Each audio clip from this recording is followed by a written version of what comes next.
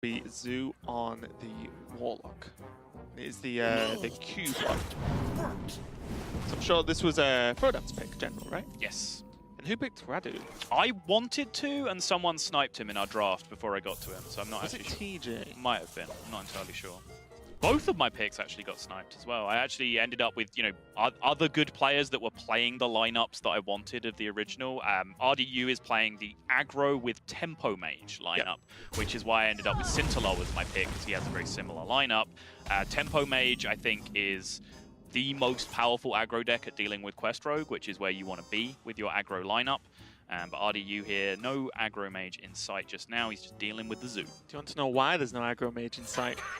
It got banned. Yeah.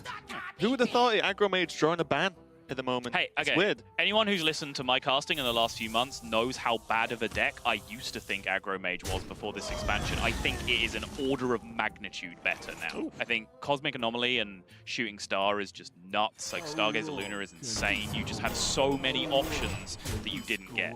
The only people who thought aggro mage was a good deck last expansion were people who had 7 mana worms hidden up their sleeves. I knew you were going to say that. That's just literally the only way the deck won. Okay, and just to give a quick recap of the overview of this match so far, RDU won. Wait. Oh, sorry. He lost with his Warlock game 1. I just read it completely the wrong way around. GeneraL took a win with his Druid over the Warlock. And then GeneraL lost with his Warlock versus RDU's Rogue. And then game 3, honestly don't know what happened, but RDU won. He won his Druid versus the Shaman, so now we're on a potentially last game. There you go. And it's been Curve into Fungalmancer against Q-Block, which looks very, very promising to me.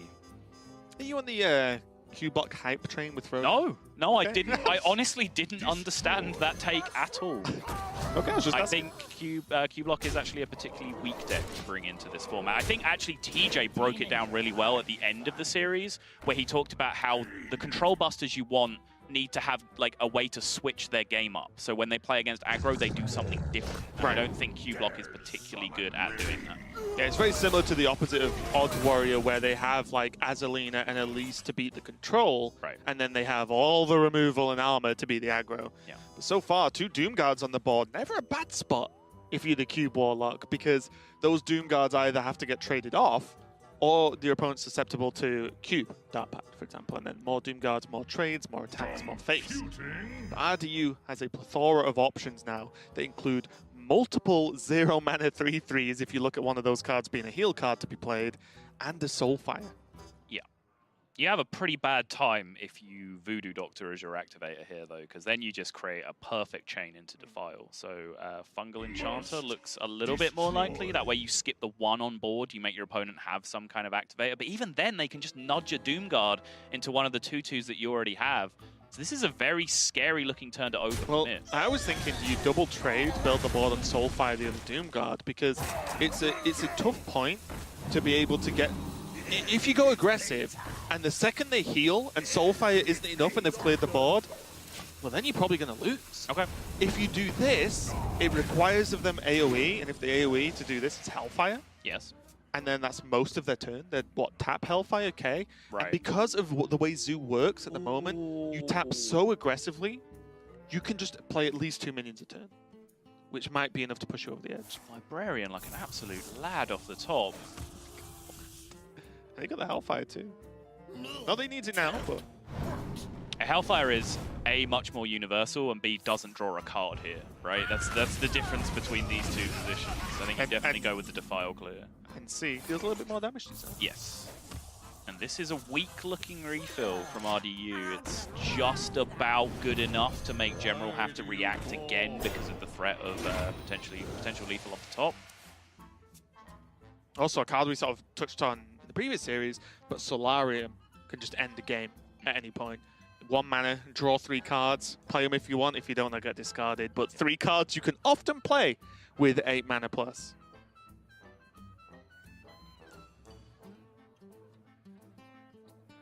Must destroy. It does look like a pretty straightforward Giggling Inventor if you're GeneraL. It's hard not to play that card right now, isn't it? Yeah. There is the Doom Guard. Freebie as well. There is hope. Yeah, it's the kind of draw that he needed. Wow, that was about as well as that turn could have gone, to be perfectly honest. Good follow-up as well with the Saronite Chain Gang next turn. Yeah. But here comes the free Demon Patrol from GeneraL now. That Skull of Lunari that's been a relative non-factor up until this point. Now starting to pull out these Doom Guards to be able to counter-punch even, as well as be able to clear up this board state. Yeah, RDU is going to be pressing that live tap button every single turn for the rest of this game now, unless it is literally him on 2 health. Yeah. Because you need to just throw everything you've got at GeneraL right now and hope some of it sticks. He only needs 9 of it to stick right now. Mountain Giant this turn. And you can trade the 2-1 and the 1-2 into the 5-6. Defile and just leave yourself with 2 huge injured minions on board, threatening lethal. That's fine, you've seen 1 Soulfire. Yeah. Computing. If he does anything else, is it too defensive? Okay, he has no heal in hand, so I think you have to set up a counter. Actually, you can't do that because your Doomguard, you have to Doomguard the 1-2 taunt out of the way first to then get the Anoitron and the 2-1 to attack into the Doomguard, and then your 2's gone in the bridge to 3. So yeah, it just doesn't work. Well, this is still pretty nice turn as well. He does have Hellfire as well to prop the Doom Guards if required. Yeah. Next turn. And again, RDU, yep, let's tap first, let's play dudes, and then next turn, Fungomancer. If 1 to 2 of these minions stick for next turn, that is a nice additional push of damage. And if 2 stick, well, that's just a problem. Crucially, though, this Hellfire leaves GeneraL at 6 and not 5 if he's going to go for it, which is a huge difference based on RDU's outs in this scenario. This will be a massive. He's going to go Godfrey instead, which makes a lot of sense. Doesn't have anything to spend his mana on alongside that Hellfire. So now it needs to be Doomguard tap Soulfire.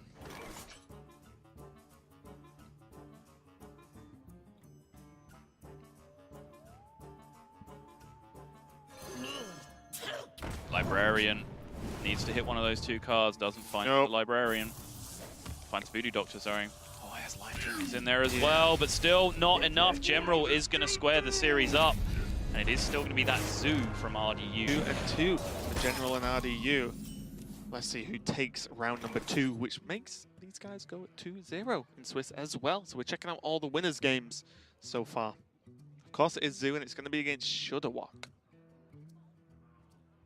Yeah. Should we have a little chat about this hand, Raven? It's all right, isn't it? It's up there in terms of Zoo starts. You know, Keleseth into the heal package. Do you? Okay. Because there's just something to think about. Calling Keleseth is correct 99.9% of the time, right? I think it's a lot less than that. Okay. But it's right a majority of the time. But I think you want to just think about, well, all the minions I'm going to bust out next turn don't benefit from Keleseth. No. So do I benefit more by dumping them all turn 1, which he could have done, and then just Keleseth turn 2 and have 1 less draw buff? Right. It's still 1 more turn that you can draw. In this case, it was a doubling imp. That was draw fantastic. a doubling imp, Yeah. a Saronite Chain Gang. You know, if you're going to draw those cards at any point, you'd obviously rather have them buffed because they're going to fit into your curve when they fit in, and they're going to be your huge power plays. Yeah, just something to think about sometimes. No, it's not always to just, coin Keleseth. It's like, yeah, but you could play like 8 power this turn. I think Coin Keleseth is slightly overrated. There are certain hands that make it obvious, like you have Kobold Librarian in your hand, for example. Right. That's always Coin Keleseth into Librarian. You go double 1 on 2 afterwards. But sometimes it's worth just contesting board with like a 1-3 there, for example, that you could have done against a 2-1, right? It was just a better on-board play there to play a 1-drop than a 2-drop. So yeah, I agree with you. It's definitely worth discussing. And this is slowly slipping into danger mode here for GeneraL, because when your opponent has 3 minions on the board already that are hard to deal with outside of drawing a Volcano on 5, Yeah. this could be a problem because look at it. Fungomancer comes down. Great. All the minions are even bigger. Can't be cleared by Lightning Storm. All the while, you're taking a lot of damage to face.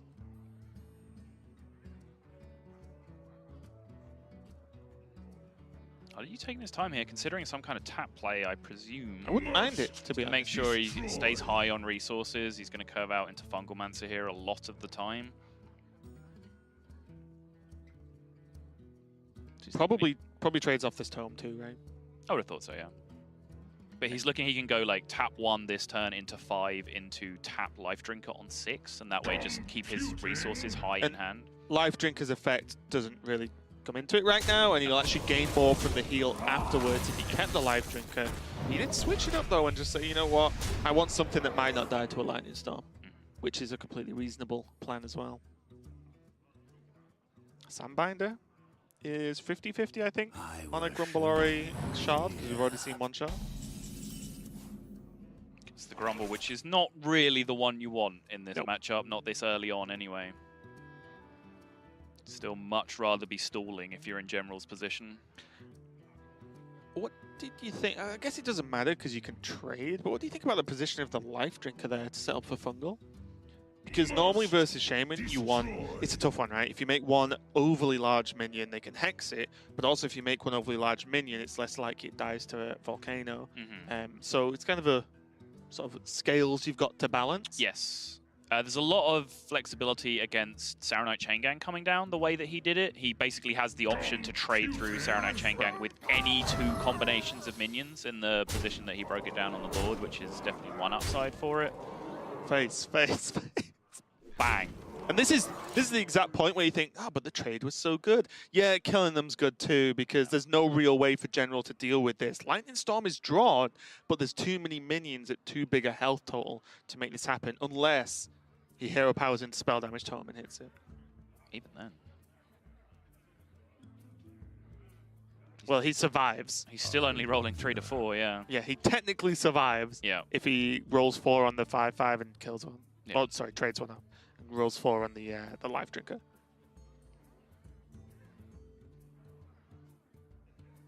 How do you, with the Zoo deck, just too fast, too furious for GeneraL?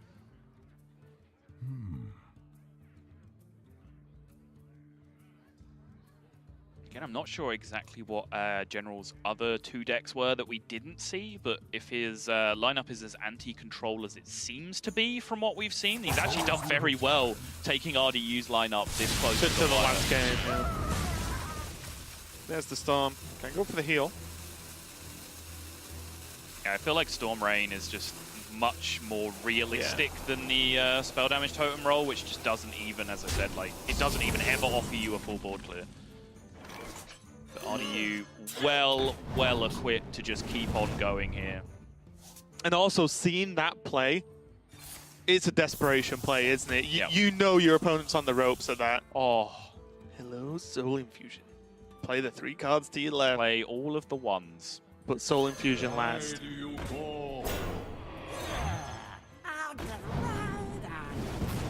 Look at this now. Even if there's another Lightning Storm, well, guess what? There's 4 mana for 2 5/6s hitting the board next to it. Yep. Enjoy. And GeneraL, this is where you don't want to be a Shutterwalk Shaman, essentially just caught in a loop of overload for the rest of the game, right? Because you need another Volcano or Lightning Storm here, and then suddenly you're having another weak turn on the following turn where you then have to overload You're yourself. just running out of ways to stop him as Yeah, well, because that's 1 Healing Rain, 1 Lightning Storm, 1 Volcano in theoretical land over there. Yeah. And you just don't, well, what else you drawing? The 1 Glacial Shard you have left to save a little bit of damage. Yep. It's just not an equation that resolves in your favor. You really need to just get onto the board against Zoo with Saronite Chain Gangs and so on. GeneraL failed to do that.